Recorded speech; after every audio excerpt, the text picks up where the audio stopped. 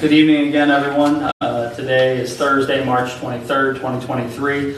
We're running 10 minutes behind, so it is 6:40. We are here in a work session of the Mayor and Council with the Berlin Fire Company. We have President David Fitzgerald and Chief RJ Rhoda. And we are here to discuss some items related to fire and EMS capital items, as well as the future contracts and funding. Any questions that may be there, if you guys have any, we'll entertain those at that time. Before we begin, I do want to say that the Mayor and Council agreed to alter our request to the county this year for our fiscal 2024 grant to include shifting some funding for the proposed phase 1 of the Flower Street roundabout to help offset some costs as it relates to our funding or grant funding to the fire and EMS side of things every year. We are trying to get some assistance with that because we are in a deficit ourselves with our fiscal year budget. We've had to make some tough decisions at the staff level already. I'm sure we're going to have to make more of those as we move forward. We're trying to get some assistance in this fiscal year that's upcoming, FY24, with trying to keep our grant hold for the fire and EMS services. So just know that request is out there. I'm sure you've seen it in the press as well, but I just wanted to lead with that so that you know where we're standing in a fiscal standpoint. With that being said, I know that we've all received several emails about capital and some of the things that you all have planned. So we're eager to hear more about that this evening. All right. I'd like to start. What we passed out is the EMS. So that's all we're really prepared. You said contract and other things. I don't have anything with the contract or the budget. So anything we brought up to respect everybody's time and to keep our topics on a couple of topics so we can really hone in on those. So that is an updated, the first page should be very familiar to you. That's the one you've been getting for the last long time, 5, 7, 10 years. That is the EMS capital expenses. I will tell you, we've been technology challenged at the firehouse today and this week with internet and network issues. So you're going to see some handwritten stuff on there that would normally be typed and some things that were cut off. So I don't know how many trips I've made today from home with a thumb drive back and forth to print. Oh gosh, this stuff. So updated it to 323. The biggest thing is you've seen the updates that we've tried to do by email is the extreme cost of the ambulances going up. We had, and in this packet, just for your reference, is our discussion and the outline that I used back in September of 2022 where we talked about that. So I just included that. If you have a question about that tonight, but I just wanted that at your fingertips. We had prices, in the 300,000s, and we were notified whenever I sent that email to you that the ambulance is going to be about 403,000. We've rounded that to 405 because we've got to have a little money. We've got to go inspect it out in Ohio and come back, so we need a little travel money in there. But our last ambulance we bought was in the 280, 290 range. So from 2019 when we bought the last ambulance to 2023. This is nationwide. This is nothing just to Berlin. This is nationwide. So we've upped those numbers to 405. The next ambulance, we're guessing that 2 years after that, 1 or 2 years after that, maybe another 20,000 price increase, and another couple years after that, 445. So these are our best. The 405 is a good number, the one I had highlighted. The other two are our estimates. So that also changed down to the bottom. The fiscal year numbers that you can see that are capital. So that's an update on that page. The second page, page 2, if you will, we provided a cash flow analysis, if you will. I've updated that. The first line now is March of 23. That's how much money we have in the bank, $22,519.95. And as it's noted, county funding, and it cut off with town assumption. So we were, what happens when you assume, but we talked about some capital funding. We see the press and we've heard about 45,000 number was thrown out there. So there's the numbers I put in, 45,000 We do have 75,000 in county ARPA funds, July 23 number. And then we just put the 45,000 each year all the way up to 2035. And the county funds right now are 45,000 currently that we get each year for ambulance replacement. So the column, the running balance column is the one to look at. So if you look at new ambulance July 2025, because if we order it in the next 2 or 3 months, we won't see it till July 2025. So we do need to order it. And once we order it, we're all on the hook for the money. You see we're at a negative 82,000 deficit. You go down to the next ambulance, July 2027, we're at negative 327,000. And you go down to July 2029, we're at negative 592,000. So it's a situation that we've never been in before. We've always taken town funds and county funds and put money away for ambulances. And unfortunately, this is just where we are. This is all I'm showing you is where we are. First ambulance, the 82,000. That's probably not too bad to go borrow some money and just message you up for 27 and 29 that you're going to push those back. The next page, and again, I apologize for our technical issues. On the top right, it says funding the town assumption, and what is cut off is and the county FY24 request. So we had requested the strategic planning committee, and all the presidents, chiefs, and EMS captains met a few weeks ago, and we made a request in the FY24 budget to the county commissioners to increase the funds for ambulance replacement. And we've asked them to go up, to 75,000 for Berlin. Don't know how that will play out. We've asked, and we've given them the same information that we've given you, that these ambulances that now used to cost less than 300 are now over 400,000. And again, this is nationwide, so every company, when we met, all of us that have ambulance service are facing the same issue, just in different quantities. So that's a little better if the county helps with that. You look at July 2025 when we buy the ambulance, now we're 7,500 hours to the good in the running balance column in July 2025. So if they come up with the 75,000 and the town can contribute to 45, then we're pretty good for that first ambulance. We're actually very good. If we get locked in without price increases, now he did tell us the next 30, 45 days there's going to be another price increase from the 403.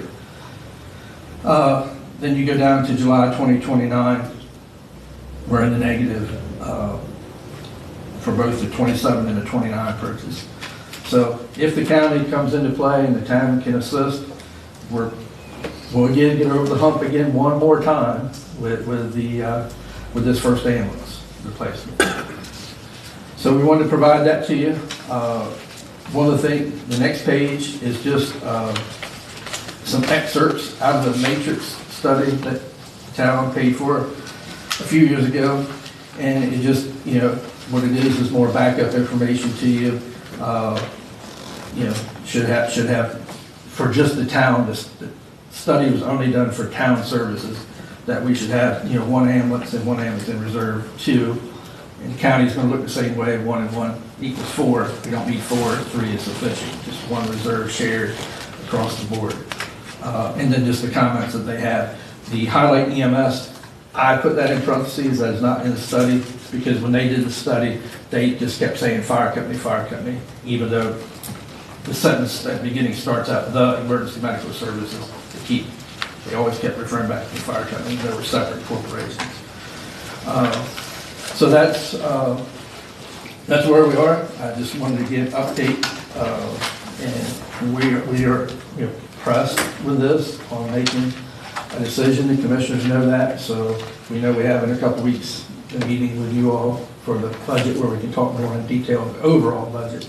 But just tonight, to let you know where we are on the capital, and again, the pressing of getting it ordered sooner than later so we don't get another price increase, and ensuring that it will be here in 2025. So we're not pushing it down the road and having ambulances that are not competitive. So Dave, can you refresh the group of the EMS calls in town, out of town percentage? So we, a consistent number to average is 60% in town and 40 out. It may be 57 and 30, but the 60-40 in town, 60% being the in-town calls. Most of our EMS calls are in the town limits. Adjusted though for the nursing homes and hospitals, they're lower than 60%. Well, we don't go to the I've hospital. adjusted- We don't do transports unless it's somebody that fell in the parking lot, so at the hospital. So you do have the nursing home in Galt Creek, and you guys get those confidential stats. Correct, separately. but when you adjust those downward, it's not 60%. I've never adjusted them down, used calculator and adjusted them down, just to be I very have. honest with you. I have, and. So it would reduce it, Yeah. but Those properties are still in the town limits. Yeah, but you and I both know that in order to be in those, they have to carry insurance, so you can bill. So those costs are offset with billing costs. That's the reason why I asked originally for those costs to be, or those calls to be broken out. Not everybody that you respond to on the street is going to have the medical billing capabilities, but those folks have to have that in order to be in there. So, and staying on this for just a moment, do you know off the top of your head how many units Ocean Pines, Bishopville, Shell, Newark, Snow Hill, and Pocomoke have Yep. EMS wise? So starting at Pocomoke is 3, and Snow Hill's got 3, and then you jump to Ocean Pines has 3, we have 3, Ocean City has 10/11, and then everybody else has 2. Thank you. So everybody follows that same model that you saw in the matrix study, and we rotate. So there's really not one in reserve, so that you all can picture that. There's not an ambulance sitting out back with grass growing up that we go get when we need it. Everybody's ambulances are in service, fully equipped, and we rotate, because if we didn't rotate, we would be before you more frequently buying ambulances. So that's. Do you know how much more frequently that would be? Have you done that analysis to see how much more wear would be on the 2 units versus 3? It'd probably come down to 5 years, 5 or 6. It would almost cut it in half. The other issue that would come into play is every time one went out for an oil change, we'd have employees working with no ambulance to ride in. It's not a good business practice. And we would be calling other companies to respond in, and that'd be another not good business practice, but also public safety, because now you've got the one crew in Chow up here in Berlin running calls and they're unprotected. So Dave, you have these on a 2-year cycle, you're replacing an ambulance every 2 years, but then you go to a 10-year lifespan with each ambulance. 10-year lifespan. Our intention was to replace all 3 at the same time. The Every 2 advantage, years you replace it. but we got off the schedule because of money. Right. In a real world, we would replace all 3 at the same time. The reason being is when the staff gets in the ambulance, all the buttons are in the same spot, everything is the same. And we just can't do it anymore because of financial. We can't do it, but even this schedule doesn't work doing it every 2 years with a 10-year cycle. Yeah, exactly. Suppose you move this to every 3 years you get a new ambulance, and then 12 years from now. That changes your cash flow dramatically. I mean, I know you have to work with the ambulances an extra couple of years or an extra year, but it changes it dramatically.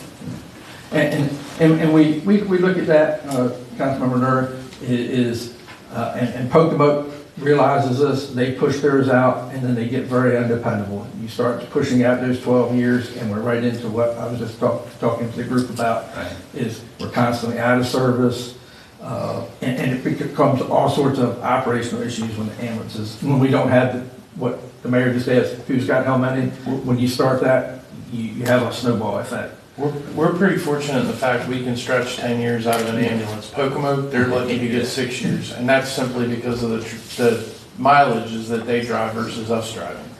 And we're very fortunate, we got a hospital kind of in our backyard, so to speak. So our mileage transports are a lot shorter. So we're not traveling 30 or 40 minutes one way to a hospital every EMS call like Pocomoke or Snow Hill and some of the other places that only get 6 to 7 years out of life of an ambulance. And you might maintain them better, there might be a variety of reasons. And we're a pretty progressive company with our maintenance. I just worked on the budget today. We just got a new thing, so we maintain. The other thing the chief mentioned is about AGH being so close, but I would tell you, I just looked at it today, when I could get online a little bit, is our calls to Salisbury are greatly increasing. Our Maryland protocols have changed, and more of the patients have to go to Salisbury. So just to give you one example, is a patient with a fall, if they're on any sort of blood thinner, AGH can no longer see them because they're at risk for stroke and bleeding out. They're going to want them in Salisbury in case they have to do some sort of surgery. So anybody that has a fall and they're on blood thinner, so we are transporting, our calls to Salisbury are increasing. But what I'm getting at is, you have cash flow issues, which you're presenting to us now. The county money could dry up 5 years from now, and then be in real rough shape. So I'm saying it would be prudent to have a plan B. I was going to suggest you, let me run another spreadsheet, I'll get an email to you, get Yeah. scanned in. And You may not have to do it. it, but Yep. it would make sense Nope, I wrote that down, so to that's have what. options. Yeah. Because what you have provided here, from year 24 to 29, the expectation for ambulance replacement is 1.2775 million. And that's a hunk of money. You're very right, Mr. Prudhoe. So up until now, you haven't, well, I'm looking at the numbers and it says negatives at the 27 to 25, and then again at 35. Is this negative meaning, oh, we're not gonna be able to pay for this in cash, we're gonna have to go finance this? Or is this negative meaning we're not gonna be able to afford this at all? Well, this would be your second thing, because you're borrowing the money. It doesn't matter whether you're up front or behind, the money's got to go out the door. For sure, but what I'm saying is, like, I feel like, and correct me if I'm wrong, I feel like at one point when we were discussing, maybe last year, what have you, the discussion was in the past, we didn't have to finance ambulances, we just paid for them. So now, my question is, with financing the ambulance, are we having, is that what I see here replacement bond balance or what have you. So I guess I'm asking you, if you were to finance this and make payments on this, that's the worst case scenario? Is that what you guys are thinking? Well, this is just a cash running balance. If you want Right. me to run a amortization schedule of us borrowing the money, adding the interest to it, yeah, we can do that. No, I'm asking you. I mean, Yeah. because I Yeah. know I can do that. Back, No, I hear you. 5, 10 years, 5, 6 years, I don't know what. Yeah, financing it versus buying it outright. Okay. But what I'm not asking you to run a report, but what I'm asking you is, in the past, I'm trying to be clear so that I'm understanding. In the past, it was, we bought an ambulance, we paid for an ambulance. that's correct. And right now, we're looking at purchasing an ambulance, but making payments. So no, if you look at, this is cash flow, so Okay, if you look at page 2, with the county and the town both at 45,000. great. So on July of 2025, we would have to go to the bank and borrow $82,480.05 to receive the ambulance, because the manufacturer's going to want to get To make a paid. pay, right. So we can run those numbers and see what the payment would be, and then start into the next ambulance to see, like what you're saying, what a constant payment would be if we just kept. Yeah, doing like if that. you finance that ambulance in 25, you wouldn't be outlaying 405,000. No, in only cash. 82,000, So yeah. your cash flow would be significantly better. Well, you still have to borrow the 82,000. Right, but you would be paying 82,000 at once. You'd be making the payment. You'd be making the payments, and but the payment money, you're gonna be paying the bank, so instead of putting the money in the bank saving for the next one, you're just kicking the can down the road again. Because instead of us getting the county money and putting in the bank to buy the next ambulance, when that money comes in now, we write the check to the finance institution, and there's still no money going into, for the next ambulance. So again, you're just kicking the can down the road. Right, I hear you, I hear what you're saying, I'm just trying to understand. But I would certainly, Because I mean, in my mind, again, I'm looking at this even from our perspective, or even from the perspective of, I know that you guys are the fire company, but looking at this from a business perspective, when they have to go out and buy new equipment, they can't always pay for it up front. And I'm just trying to understand this right here. all good questions. So I have a question about page 1. We are looking at a cost of capital items. The mayor and council allotted, what is it, roughly, I think, almost $48,000 in ARPA funds to help offset the cost of the cardiac monitors. Where do we stand on that? Because right now, we still have that, you all said that was a If I could have immediate printed the letter today, you would have the letter, because I got our last quote today, because a different company has to provide us the amounts to put it in the ambulance. So if I could have printed all that, so our network, they just finished up at 5:30, I'll be able to bring that up tomorrow. But the statement that was made when we were doing the ARPA spending plan was that these cardiac monitors were an immediate need. And they've been ordered. Oh, they have them? Yeah, they've been Okay, ordered. well, we We're just waiting didn't for- even know that. We're waiting for them to come in. I didn't know that. And I was waiting for the last quote because Okay. I know you all would want all the information at one time. We just want to know that you're making progress on it, because we knew it was an immediate need.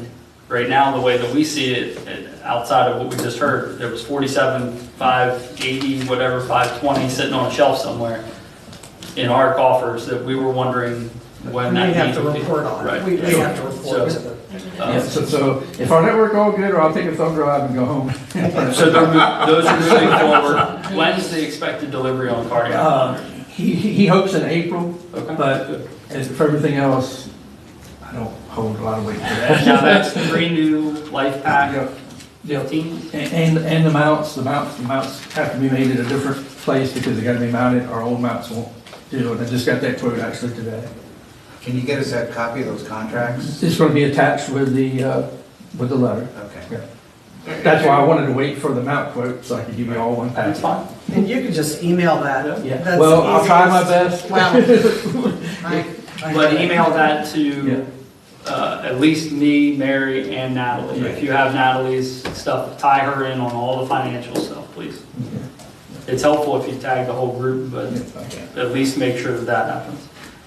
Now, with the Life Pack 15s, we discussed the transmission module. You got that as well? We got all the options that we need to do the transmission, yes. The same quote that you all saw just got updated, and of course, the price went up. That's fine. Did you get anybody that donated? I know you were soliciting Yeah, donations so for all, Life so Pack. all the other part is from the donations. Okay.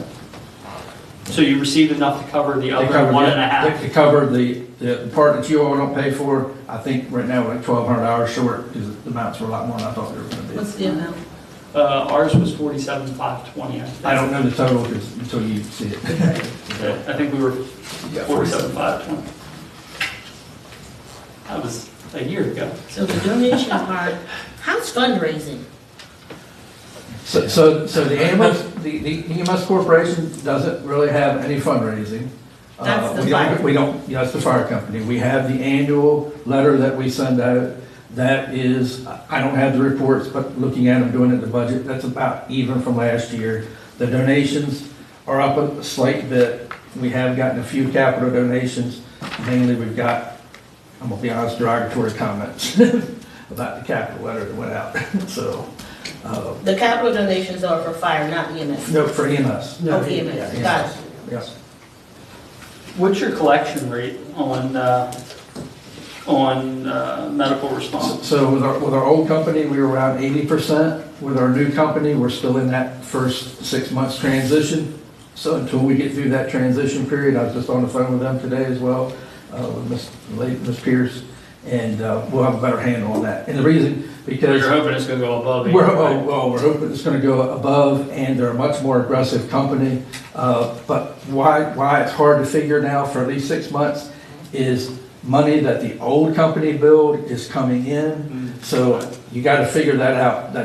We might get a check today, but that's really through the old company. So when you ask me a percent of the new company, she's gotta do an adjustment and figure that out. And She you'll have an doesn't idea wanna of take that. credit for what she got. So we probably won't have a good handle. She told me really till June, because we started in October.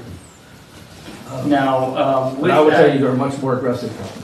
from the operation standpoint, if you had to run your business, I say it's a business, it is a business. If you had to run that with just your collection of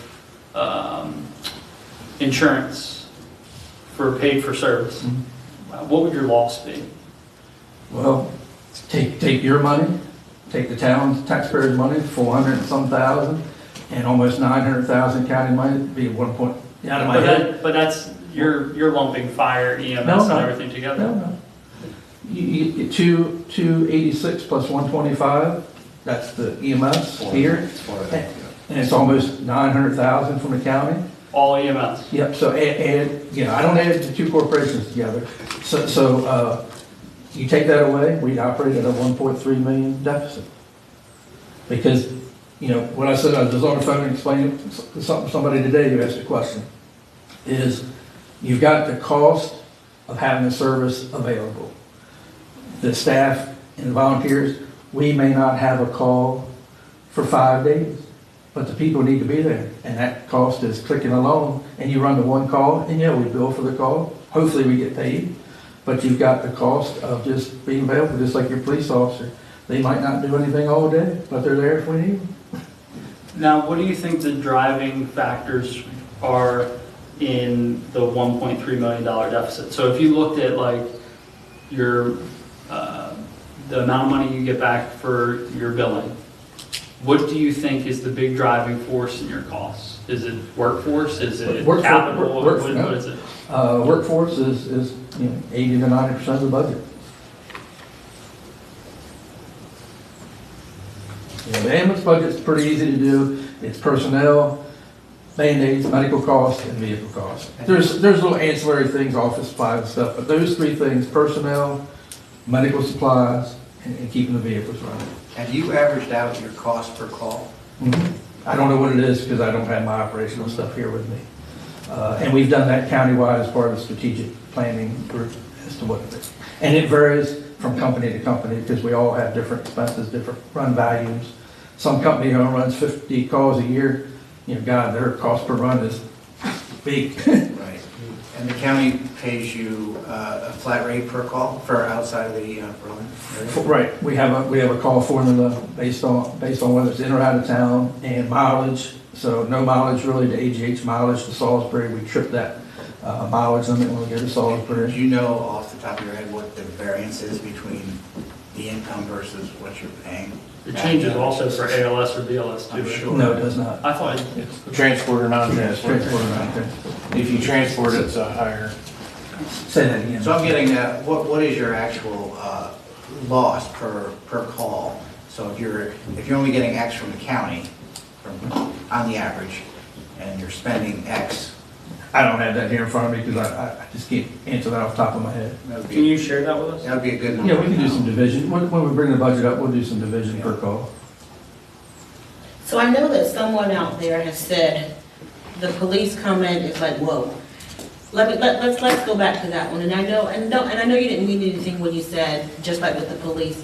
There is a true difference with the police department, even if those guys, if they do go out on a call, there's not an additional bill to them. You know what I mean? There's not an insurance or any of those things tied to if they go out for a call versus the fire company. So the person who's listening to this and saying, whoa, whoa, whoa, that's not fair to compare fire or EMS to the police, they're apples and oranges. And Dave, I know you didn't mean anything by that, but I'm clearing that up for those out there who are watching, because that'll be a comment that we will get. You know what I'm saying? Well, no, what I said was of not going out on the call, the For police sure. charging. I'm talking about the availability of the staff. They still have to be paid. The base Right, staff. everybody Yeah. has to be paid Yeah. regardless What- of if they move or Was not. not saying about police charging, but Okay. like the police officers, Mr. Chief Downing wants so many people on duty at a time. We have shown through our stats, so many people need to be on duty for the EMS at a time. Not, again, I'm not talking about responses. I'm For talking sure. about the readiness to respond. The availability of personnel to handle calls. To handle the calls, Yeah. okay. Let me say, Dave, that I'm really impressed with your analysis of the ambulance replacement fund and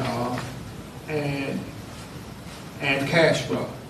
I find this information very useful, but just stated earlier, have you considered the 3-year interval? And you kind of said that you could do that. Yeah, we'll run the numbers and give those to you. And we'll talk with our chief engineer and get his thoughts on what his thoughts are, so we can provide that information to you. And whatever his thoughts are, we'll put it on paper. Okay. Yeah, because he's the guy in our company that has to maintain, and he's the one that gets yelled at when they're broke out. Yeah, thank Yep, but no, thanks, Dave. bro. So, just, I'm new to this, okay? No, it's okay. To get started with what you need to do to make your commitment to your vendor to move forward, tell me exactly what it is that you need. I see the, schedule here. How much do they need to reserve you that one, to move forward? So with the contract, they use it for an ambulance, so we'll talk about fire later, so don't get confused, because they're two totally different. For the ambulance, they usually ask for 10%, so $403,000. Okay. We're gonna need to come up with $40,300. We do not have that in the bank right now, we got 22,519. We may be able to talk to the manufacturer and say, can we write you a check for 22 now, and then July 1st, when we know we're gonna get the 45 from the county, can we pay the difference? I'd have to ask that question, and see what they do. In the EMS, there is no contingency funds for us to pull from, unfortunately. We've got the operating funds, and they'll come right down to the end of the year and be at the end. And And then we also have to have in our mindset, because we do have the assumption in there, so we are gonna need to get some feedback from you, not tonight, we're not putting anybody on the spot tonight, but we're gonna need feedback about the town funds, because if this is gonna change the cash flow, we also need to go get our financing straight, go talk to a lending institution. If we're gonna need to borrow those funds before we sign a contract, we have to know how we're gonna pay for it. So, Right. and so we can do that. I mean, you all can be working your side. I can do what Mr. Nurse said, move this over. I can do what Ms. Nichols said. Okay, borrow this money, see where the payments would be, and report back. I mean, we can do all that. So, in the 45,000 that you mentioned is based on a work session that we had talking about casino impact grant funds, correct? Correct. Okay. And that's where we heard from. Right, no, exactly, no, that's, which is a very gray area for us too at this point, we haven't formalized that either, so it's, but no, I agree with Dean in that it is nice to see this broken down, and I do think a 3-year plan would be, Easy on cash flow. yeah, a little easy, sure, yeah, but it's interesting, you talk to your man. And I just get his feedback because he's the expert on that. I don't want to speculate what he's going to say. Now, with regard to the SCBA units, because we do have $220,000 in ARPA funds that are available for the fire side for SCBA and or other capital items. So my question is where do you stand on that? And is there any, when you're looking across the fire and EMS, is there a better use of funds to maybe redistribute some of that 220 to help with some of your ambulance costs? So, and nothing has changed since our last report. We renewed our grant. Right. That will be September, October before they start awarding. And that would certainly not be from the financial side a recommendation. We'll let the chief talk about the operations. But from a financial side, I would recommend do not move that money, because if we don't get that grant, we will have to use both the county funds and these town funds and buy these air packs. What's the plan? Have you approached the county about the other portion? Because the 220 is really half. We already have the money in the bank from the county, We have 220,000? 218,000. Okay. So, Is that for SCBA that is reserved for SCBA, so we have the funds. or other capital items? It's reserved as capital. Yes, reserved as capital, so we're not the plant funds. Okay. And then if we get the So grant, potentially, we could have $440,000 for an ambulance yeah, well, I'm go- sitting there. well, no, we haven't got to the fire discussion yet, so. The fire side's a whole other So topic. to answer your question, it would not be financially prudent to move those funds until we definitely know about the grant. Once we get a yes or no, if we get a yes, then we will come have a discussion about, and you're gonna hear me say it when we talk about fire, what the intention is with those funds. Okay. And if we do not get the grant, operationally, the chief's gonna tell you operationally that we need to purchase the stuff. We can't. I'm just saying that we have some capital funds that are there. We're looking to you to the best way to assign those funds, but we're talking about, what, $260,000+ in capital funds that we're thankful we're able to help with. But we just want to see the best way to do that. Are those units readily available to purchase, or is there a lag time? 6 to 8 months. 6 to 8 months. I didn't want to just think I said 68. 68. Yes. We are With the SCBA unit. Yeah. Right. Yeah, 6 to 8 months on the SCBA unit. So if we ordered in September, we wouldn't see them until March or April of Yeah, that's pretty good 2024. compared to some of the others. And that's why we Yeah. can't kick the can down the road another 62 year. months. So Dave, do you have, I'm sorry, so do you have enough to buy them if you had the ARPA and the county? Yes. We should have enough. $2,000 shot? According to the numbers you gave. It should be 440. That now, Should you could be a price increase coming. So there's also been a safety change since we've talked. They're into a new version.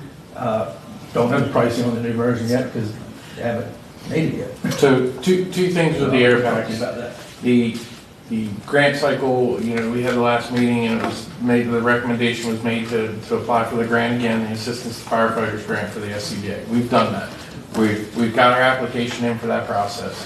It kind of works to our favor for the fact that not only does it give us another chance at the grant, but the standards for the air packs are changing, potentially January 1st. So by giving it that extra length of time, when the grant when the standard changes, and if we do get the FEMA grant, or we are purchasing it through the ARPA funds or the other funds we have available, we're gonna be purchasing under the new standards.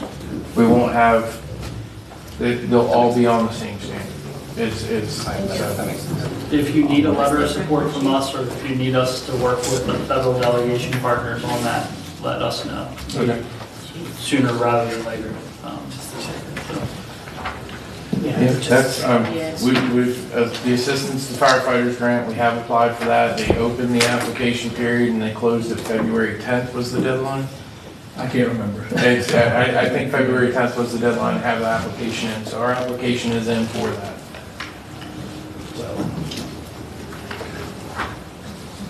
So we kind of transitioned over to fire at CBA. So- Nice segue, Nice 201,000, nice segue. segue. So nice segue.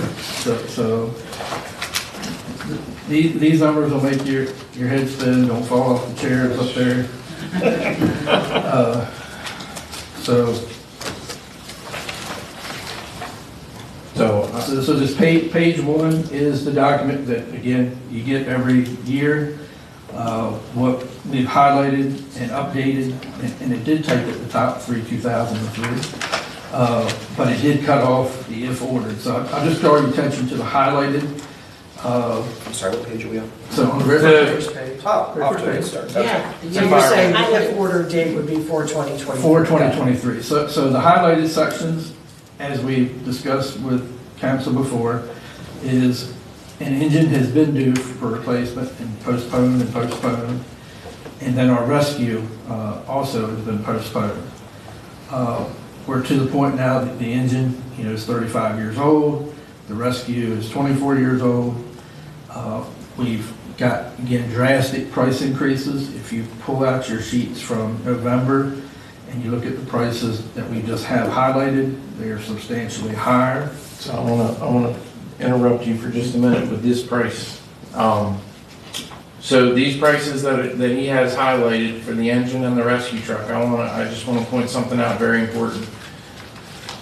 Those two prices are very, very likely to change by almost $100,000. Oh. Simply because we can't get the order in quick enough.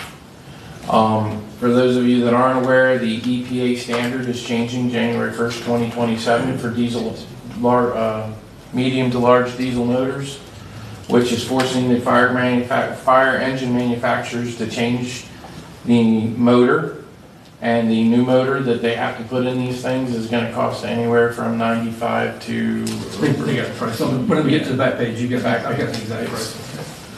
So, Can I get the numbers? The back page has. So we have the numbers, he just jumped ahead. No, not those numbers.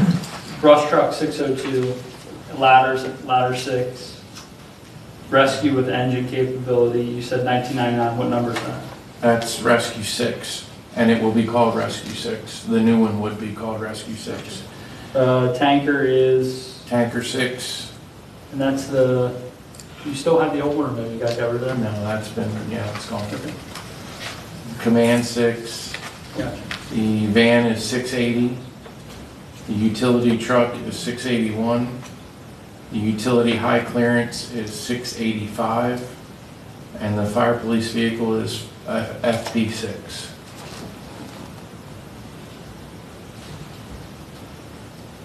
I just, Now, 604, 605 is what?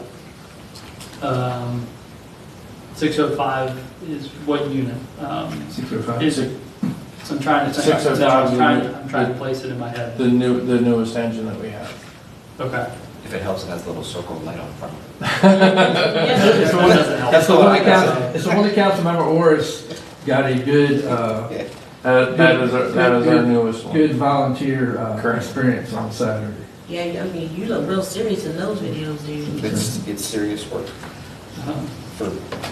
It's very serious. Mayor, did you get what you needed, sir? I had to place it in my head. That's okay. All right, so the highlighted areas, those are good numbers, the 977, 744, and 1,399,363. We have 212 pages of specifications that we still need to go through as a committee. There's 10 people on a committee. We've been going through them. We don't see any major issues so far. So while we go through the specs, it's just like any of your staff with anything you order. Make sure something's not missing, make sure something's not in there that you don't want. But we are very confident with those numbers. If ordered, and I can apologize, I should say if ordered by 4/2023, those are the delivery dates. So the engine we would get in February 2025, and the rescue not until approximately February 2027. So it'll take 4 years to build that rescue truck and 21 months to build the engine. So again, same as the ambulance, we need to get moving. And then, as the chief said, and I have that on the last page when we get to the summary page, if we call tomorrow, say we make the decision tonight, and tomorrow we call and they say there is not an engine, motor available, so let's use the word motor, it's $94,381 per truck hire. And that's for the motor. The other concern, you heard me mention our chief engineer, and it's on that summary page, we are then getting a motor that nobody else in the country has used before. So when you're the first of something, I bought in 1992, I bought a first model year vehicle, worst vehicle I ever had. I won't name the things so I don't get sued, but you get the first model year motor and there's problems with it, or they haven't built a truck with it and they start building the truck, and I'll just make up something here. The motor is all of a sudden 800 pounds heavier. Now the truck's overweight, they come back to us and say, you've got to take 800 pounds out of the front of the truck, start taking options away, or you need to put a heavier axle under the front of the truck at a cost of X. So we don't really want to be the first of anything. in emergency apparatus. But this is out of everybody's control. Nothing we can do about it. The only control we'd have is if we could pick up the phone and order it tomorrow, and hopefully 2 motors are out there, they can go put a tag on it, says Berlin Fire Company. So it's just as the chief explained, that is the EPA 2027, that is our federal government emission standards. So that again is no, and that affects everybody. That could affect your facility here if you bought a dump truck or something, a heavy motor. It could be affecting your budget down the road with heavy vehicles. The rescue with engine capability is the toolbox, right? So Yes. Toolbox on wheels. Yes, yes. So I that's my verbiage to keep me straight, engine capability, but I'm gonna let the chief take a minute to I like explain toolbox on wheels. about what we're doing and why we're doing a little something different with that engine. So the rescue truck, as I explained to Councilman Orsh the other day, the rescue truck is a giant toolbox on wheels. It's what carries all of our rescue equipment, it carries all of our tools, the jaws of life, the airbags, the liftings, all that kind of stuff. The rescue truck that we are looking at purchasing will be the same type of apparatus. It will be a giant toolbox on wheels. The main difference is the new one will have a 400-gallon water tank on board as well. And it will have a small pump. It will not be a pump capable of fighting house fires or things of that nature. But instead of having, our current policy requires us to have 2 pieces of apparatus on a car accident. So that we have a fire engine and we have the rescue truck there and available. We have to have the fire engine so we have water to protect our crews with, cutting the cars, you're cutting through metal, you're cutting through wires, you've got gasoline, oil, everything else laying around. So you have to have an engine there to protect your crews and the occupants of the vehicle. So the new rescue truck will have a 400-gallon water tank and a small pump so that, in theory, if we have the 1 piece of apparatus there, we have both functions there and available to keep everybody And you wouldn't have to bring safe. the other tanker, I'm sorry? and the tanker wouldn't have to come, you'd have both of them in Correct. one vehicle. We would have both capabilities in one vehicle to complete a successful operation. So that's the rescue with engine, and is that what we're talking about? Yeah, yes. And we're adding another $100,000 to this, right? We are not currently. But possible. It's all about motor availability when we call them up and place the order, and the sales rep has basically said, when you're ready to sign the contract, we'll have to call and see if there's one available. RJ, do all the trucks carry hazmat materials or just the rescue truck? Limited capabilities. The majority of the hazmat materials and hazmat calls are handled by the county's special operations team. Our rescue truck does have hazmat capabilities. We do have some booms, some absorbent pads, speedy dry, things of that nature that we can kind of support things until the county team gets there. And those are all materials that are billed out accordingly Yes, based on the situation? yes. What pieces of apparatus, when we're looking down the list, are housed at which stations? Well, providing everything is in service at the time. At the headquarters, you have 604, 605, the rescue truck, the tanker, the command truck, the utility van, the utility pickup, the fire police vehicle, the brush truck, and the aerial ladder. So everything's at once, with the exception of, So the station that we have on Route 50, our Station 3, engine 608, and our the high clearance, the storm truck as we call it, is out at that station. And then Station 2 is just 607.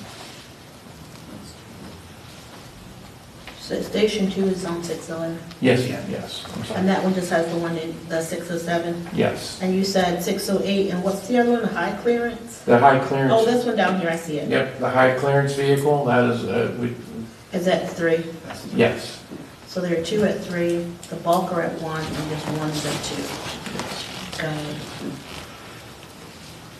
And I'll just add, our chief engineer is not here, but I'll just add that the only reason that 607 is down at Station 3 and we're not rotating, because his and if we were up to date on all of our trucks, they would be being rotated for the same reason we rotate the ambulances. They all get operated, we spread out that wear and tear, we don't keep running, because now we're not rotating, that's a concern that you're gonna hear me coming when I get to the conclusion part.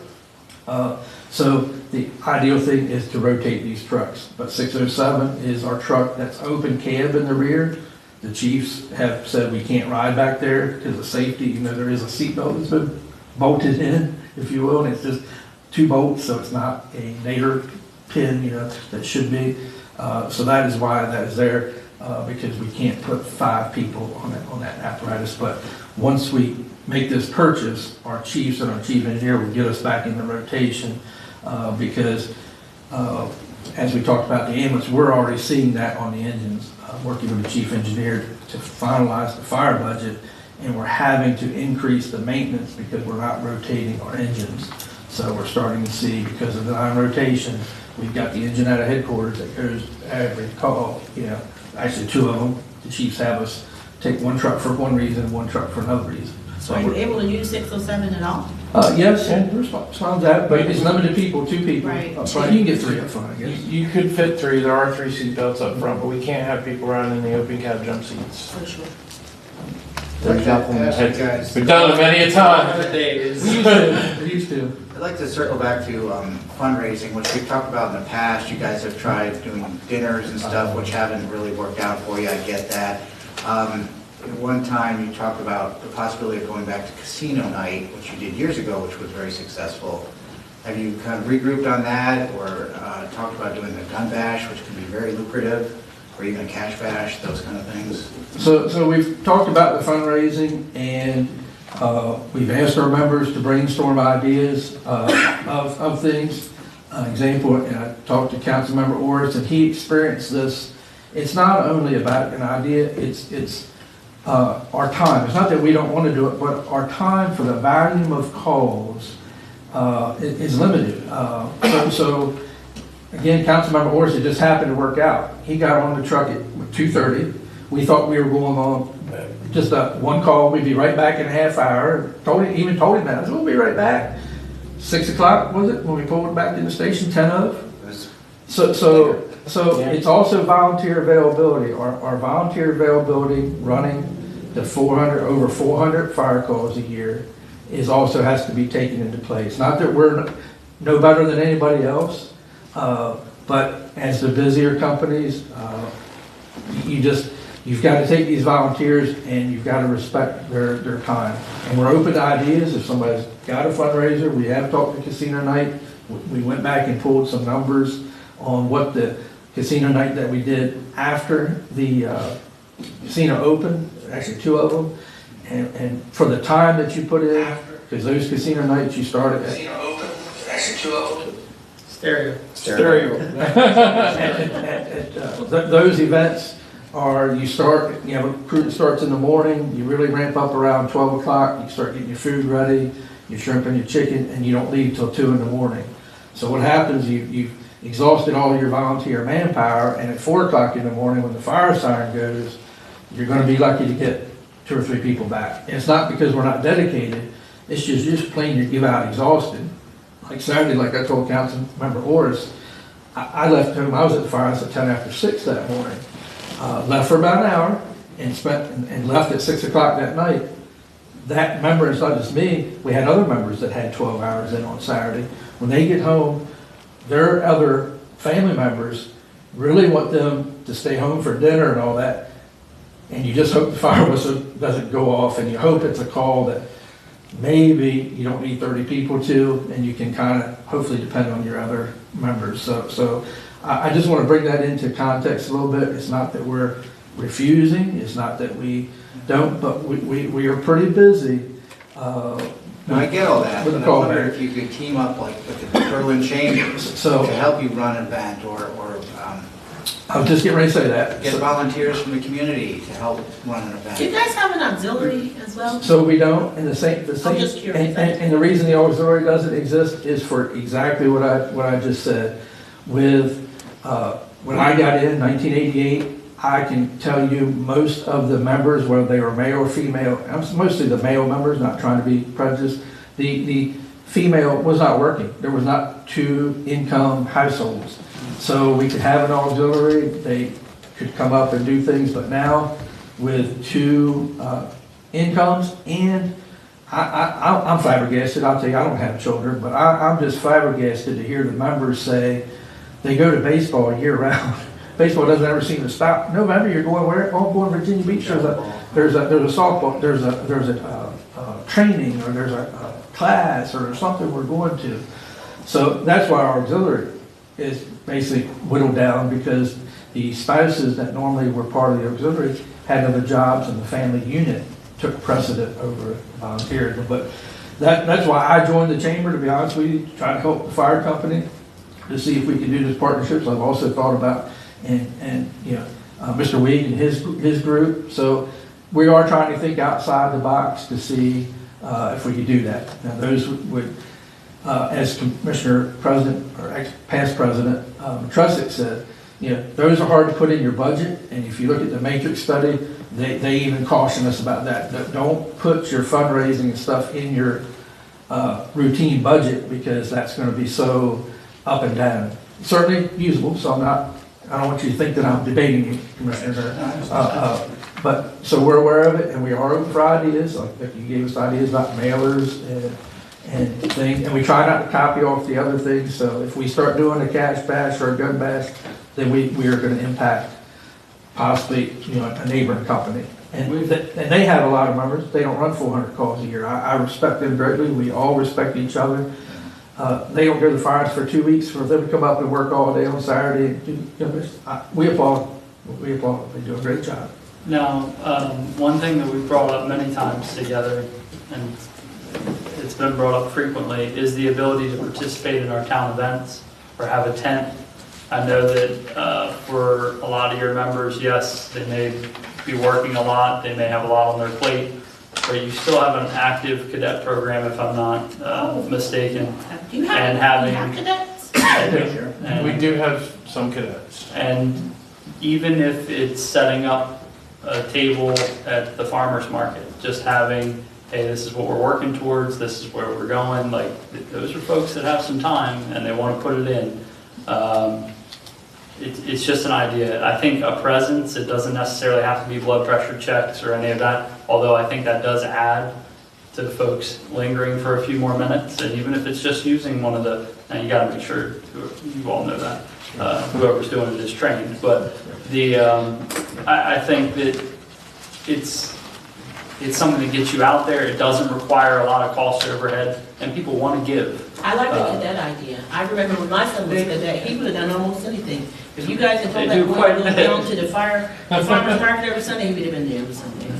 So I mean, if you're cadets, that's a great idea. If your cadets are as I was one of those. Listen, I was the parent driving the cadet back and forth. I love you guys, but I was sick to death of the fire stuff. If I go there one more time, but You're playing our tune, because go talk to my wife, just like Saturday. You better not get up from this dinner table. You've been going since 6:10 this morning. If your young people are as dedicated now as I've seen them in the past, and as the mayor remembers, those guys and gals, and they would appreciate being that person out representing, giving out little fire hats at the farmer's market for a flipped up hat donation or whatever.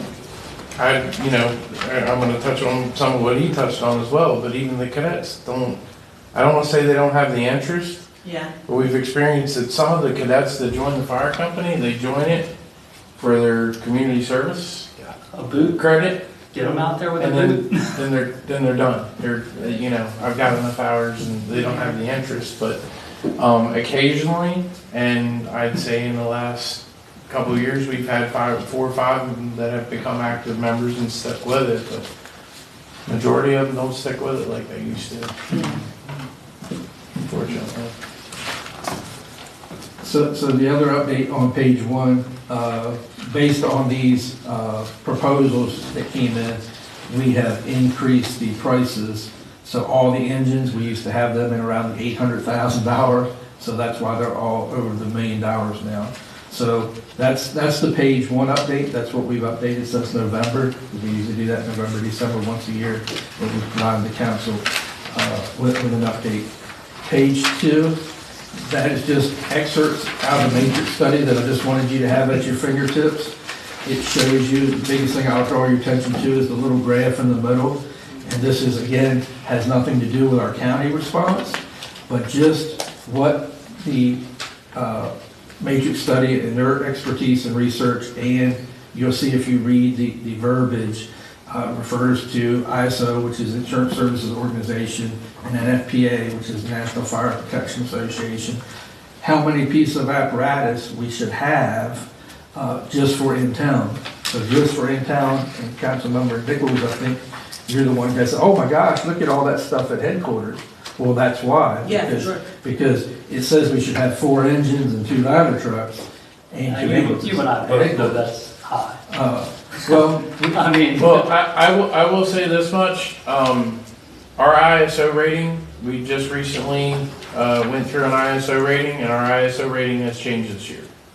I say this year, it changed November 1st, I think is when it went into effect. We went from a 5.9 to a 4.4X.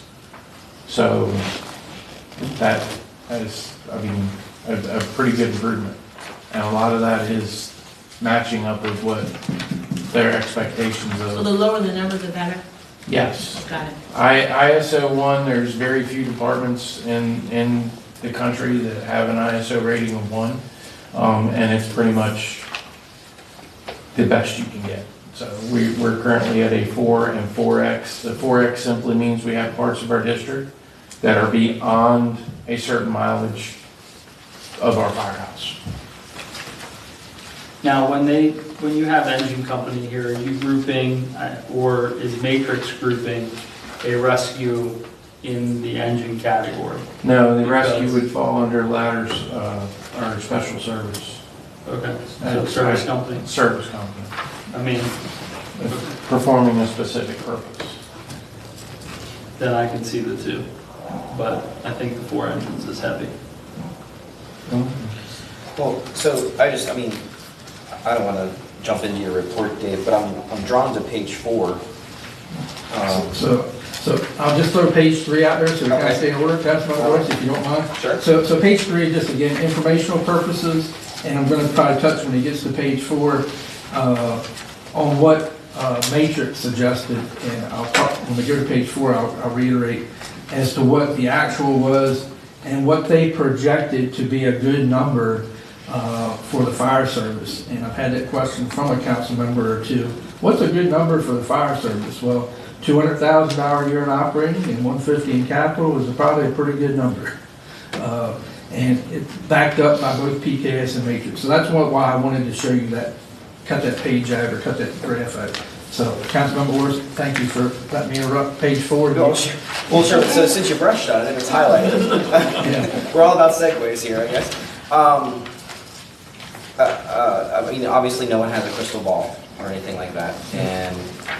But am I to understand that for the fire side only, that's what we're talking about, $350 a year is a solid, that was your question, I believe, is a Right. solid funding amount?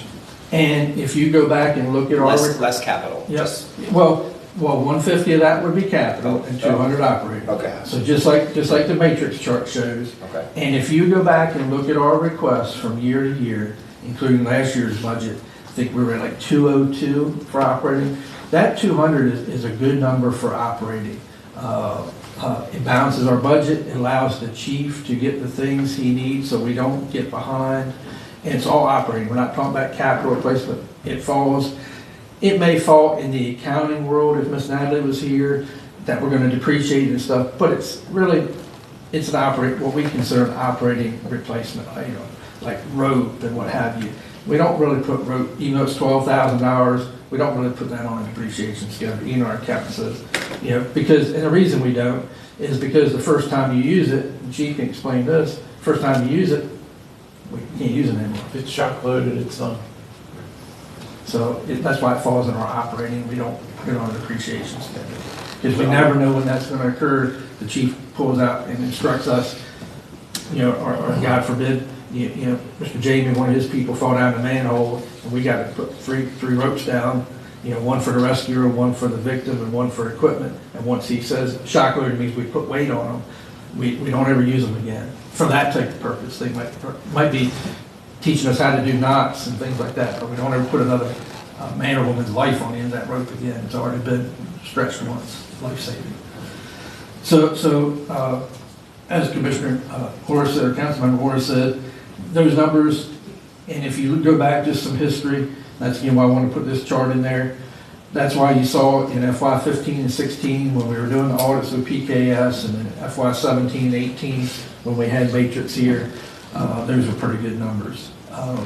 You see the difference. We're not going to cry on spilt milk, but there's the number of the difference if we would have been flat funded at $342,000 from the FY08 budget. So just wanted that number to be available to you. Bring it back to you, fresh your attention. That's the reason for it to be in there. So, I'm just, are you, it feels kind of like just from the numbers that you're always going to be behind. Is that? Correct, and we can segue to the next page. Okay.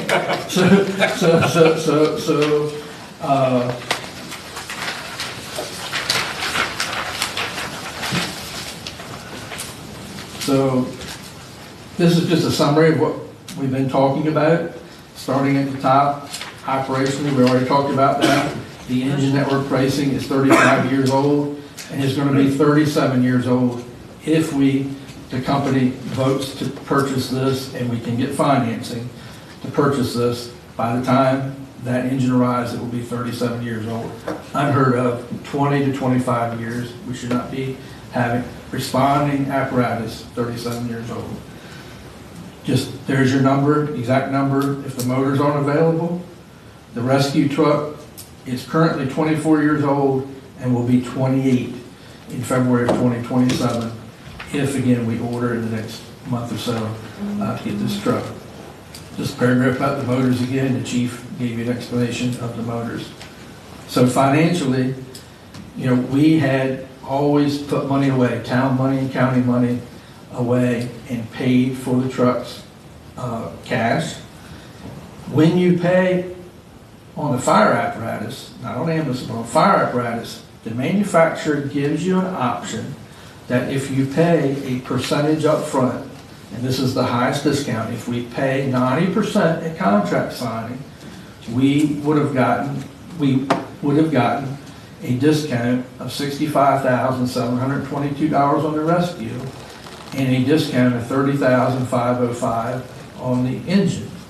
We would certainly, at current rates of savings accounts, we would not in 2 years get that much in interest, so we would certainly take advantage of that if we had the cash in the bank and pay those 90%, we always hold 10% back, pay those up front. They provide us an insurance, a performance bond to protect our money, so our money is not unprotected, the taxpayers' money is not unprotected.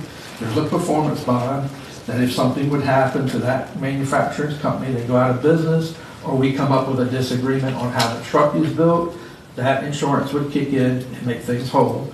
The taxpayers' money is protected. So by financing, the prepayment discounts aren't feasible. Even if we borrowed the money on the day we signed the contract, we are paying more interest than the discount is. Your last page shows you just a backup to what I'm telling you on that next to last sentence. So instead of paying cash and getting the discount, now we're borrowing money and we're paying almost $900,000 in interest. So the shocking part to me, I'm a numbers guy, but I'm also a layperson. That equates to another engine. So we're going to pay a financial institution $900,000 in interest potentially, where we could have bought another engine, leading me to answer your question. But in all due Yes. respect, if you don't have the money to buy the engine up front, in order to get the engine, you gotta get it how you gotta get it. Yes, ma'am, you're correct. You know what I mean? So, Councilmember Orris, yes, we're behind. So we would pay all that interest. And that leads me to, this will be a loan that wouldn't be paid off till 2039 or 2040, depending on how we finance. So if you look at our next engine on that first page, we wouldn't be able to do anything else till 2040. That next engine will be 42 years old before we can consider replacing it, and the final engine will be 34 years old. Okay. Are there regulations that say when you cannot use an engine or whatever, because you're talking about equipment now, 42 years old. What point do you say, or is it a requirement that you can no longer use this old stuff? Yeah. NFPA 1901 regulates things about fire trucks, apparatus specifically. NFPA is a standard. It is an industry standard. Not every fire company has the ability to maintain everything NFPA says. So a lot of people use the NFPA's guidelines. There are hard and fast things. For example, 607 currently, NFPA and safety and everything else says you can absolutely not ride an open cab jump seat anymore. Cannot do it. So now we have a fire truck that only 2, maybe 3, if you squeeze them in the same seatbelt, people can ride in. So to answer your question, yes, there are regulations, but it also comes down to vehicle maintenance. You know, the engine that 608, we just had a piece part on that actually went bad. Nobody makes the parts anymore. We had to rewire half the fire truck to get it working again because we couldn't buy that part anymore. So there's going to be maintenance limitations, I think, before a lot of our vehicles, the NFPA says we can't use them anymore. I mean, there's going to be maintenance limitations. We're already experiencing it with some of the older things that we just can't find parts for it anymore. So we have, so to build upon what he said, and to answer your question directly, the county does have a county code, or we have to have one engine no greater than 20 years old. So anything after that can be whatever age.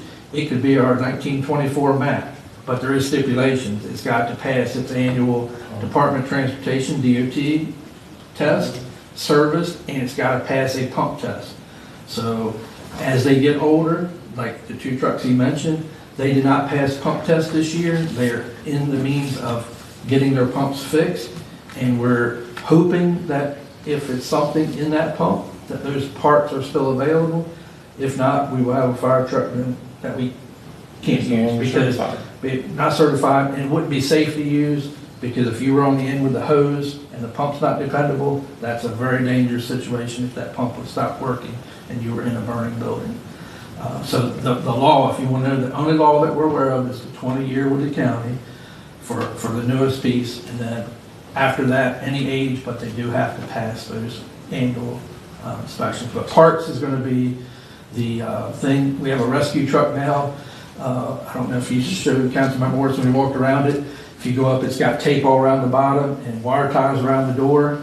The door is broke. We've been trying to get parts now for 3, 4, 5 months. 3 or 4 months. I don't think better. About 4 months, I think, the chief engineers. But we just can't get the door up.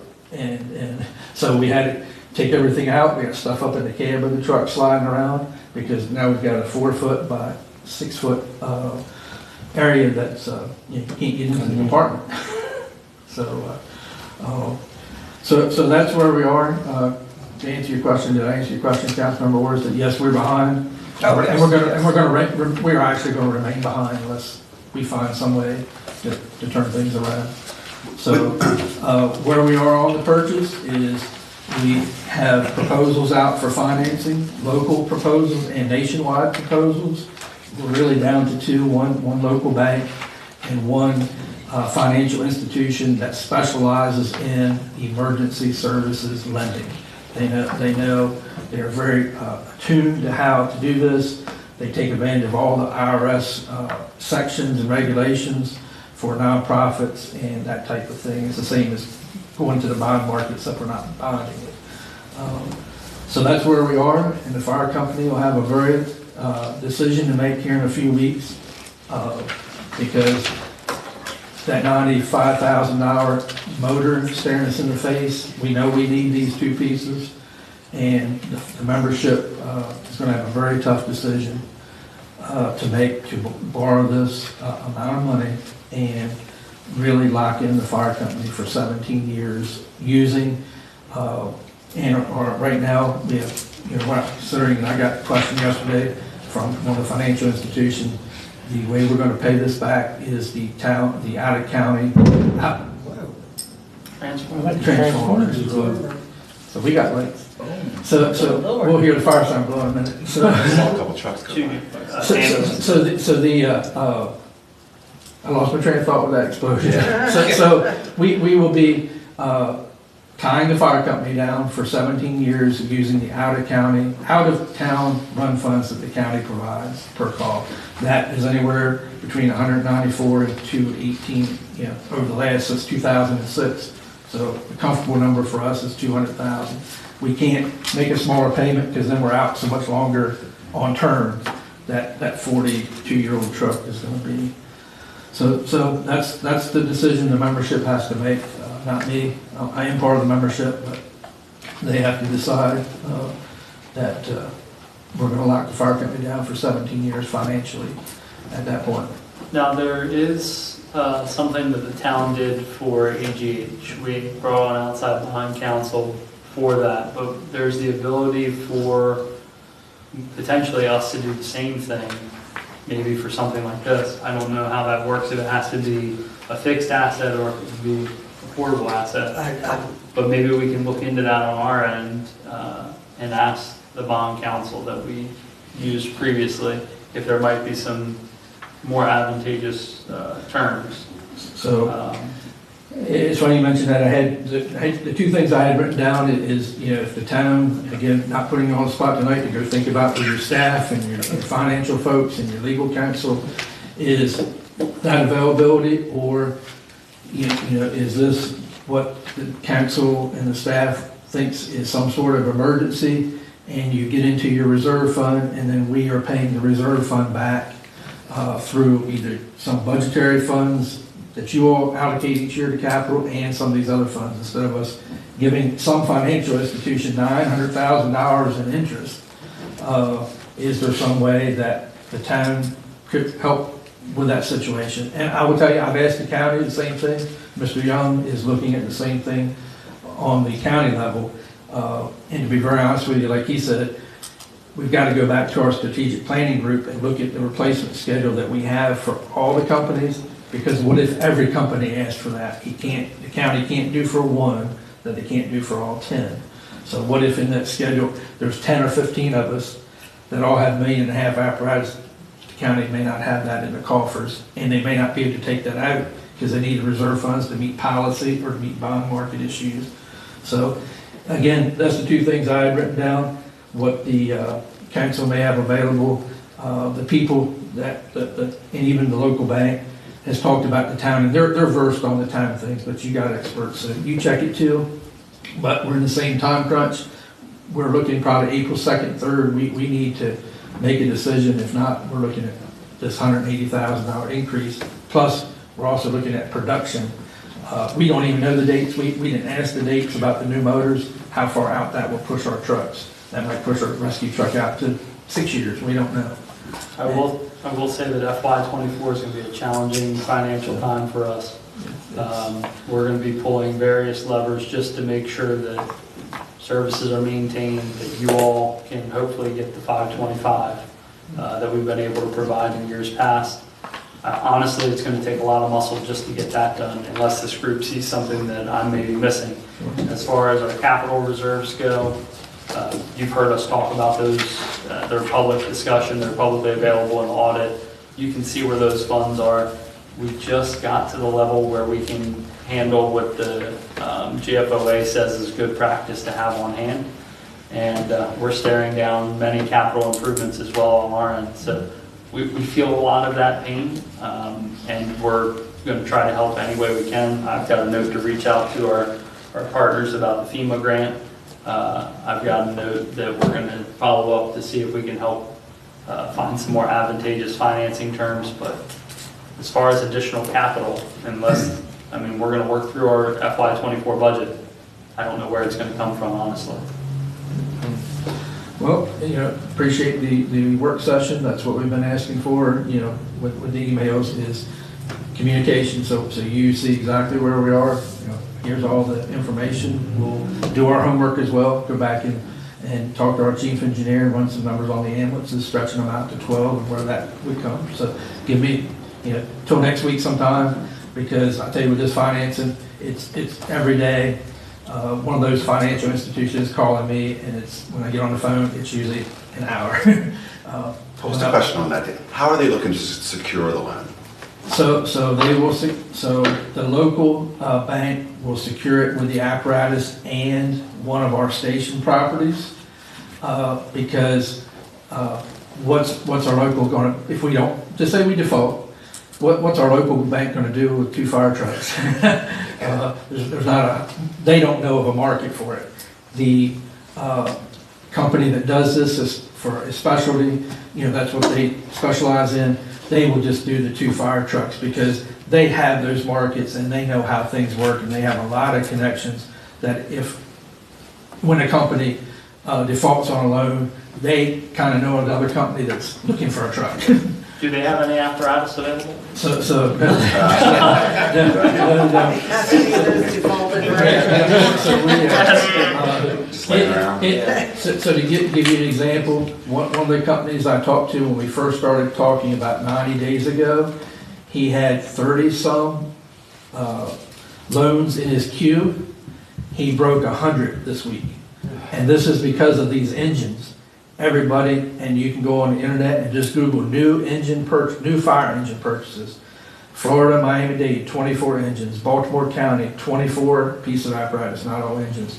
Large numbers because you're looking at $95,000 per vehicle. You're also looking at, you don't know when the time frame where you're going to get the vehicle, and you're also getting engines that haven't even been built yet. You don't know. So these orders, are flying in here. And again, you just Google it and see. Like I said, the 2 I quoted off the top of my head, the sales guy was telling us about. But even the smaller companies like us, we're pressured. Our membership's got a tough decision, and we're probably going to have to do it because that's $180,000 of savings. The first, and we're already so far behind. It's going to push us out again. So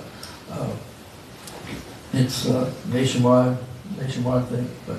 We want to share the information with you and see you get back to us. I'm sorry, I've got one fundraiser for you to chew it up, take it with you. You guys need to consider doing a Berlin Fire Company calendar. No, don't laugh, RJ, I'm serious. It doesn't have to be, muscle men with oily bodies, that kind of thing, but you guys can, I'm not saying that. What I'm saying is, you guys can play on it any way you want. It can be kids on one page. Puppies. Whatever. But I truly believe if you really played that up, I could almost guarantee you'd make a decent profit off the annual calendar. Was that And commercial I- on the radio with the plumber? Yes, exactly! That's, and you said that was my laughing, I wasn't laughing at your suggestion, but the plumbing No, I company was- they yes. did that. If you haven't seen their calendar, it's pretty comical. You Hilarious. I haven't seen their calendar, but I've heard Their it's ads in sidewalk. there. Oh my God. Seaside Plumbing or Seaside. something, yeah. It's actually a pretty fun. Yeah, so I mean, give it some thought, you know what I mean, and that way,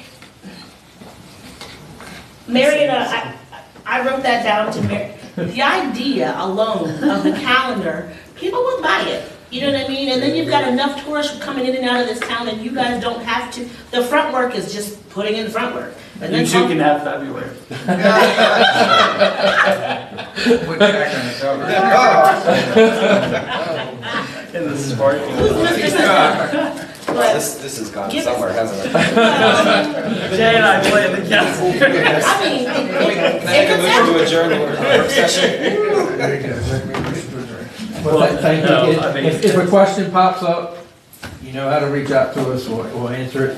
Give us till next week, we've got some functions this weekend, personal functions to do, and trying to finish up the budget, so we're timely for that next Monday. And we'll run those numbers, and I'll get the local bank that we did the 2 Mondays. financing. 2 Mondays. 2 Mondays, Not yeah. next week. Yeah, so, There's some pretty good photographers in town. well, and we've got a printer on our fire company who does the calendar, so, You already do it for birthdays, just change it up. yeah. All right. No, but before they leave, you sent out, David Gaskell, you sent over the contracts to I did. their council. Have we received feedback? I have not received any, and that was February 6th is when I Yeah. sent that out to Joe Moore. Yeah. We need any feedback. Mr. Moore is aware of that, and he's been out of the country on 2 occasions. Okay, we need any feedback ASAP. And we would like your assistance filling in the blanks ASAP. Because we are working through our budget, and we want to make sure that we have an agreement in place that we all know what that number is before we get too far into the budget process. He returned over the weekend, and I refreshed his memory that he needed to dig that out and give us his legal opinion on that. And he promised me he would do that, but he's been like 2 times, and I think he's been out of the Yeah, country, right? Yeah. Yeah, it's not just like a local It's trip. fine, I mean, I'm just saying, it's as soon as possible. All right, very good. Thank Thank you. Thanks, Joe. Thank you. Thank you all. Any further discussion about the group or any comments? All right, Throw a few recipes in your cook. now it's cookbook. Annie Benny Kitchen. Get dust off Miss Minnie's recipes. You'd be surprised what we'll sell. You'd be All right. surprised. If not, we'll take a motion to adjourn. Renew my motion to adjourn. Second. All in favor? Aye. All opposed? Thank you.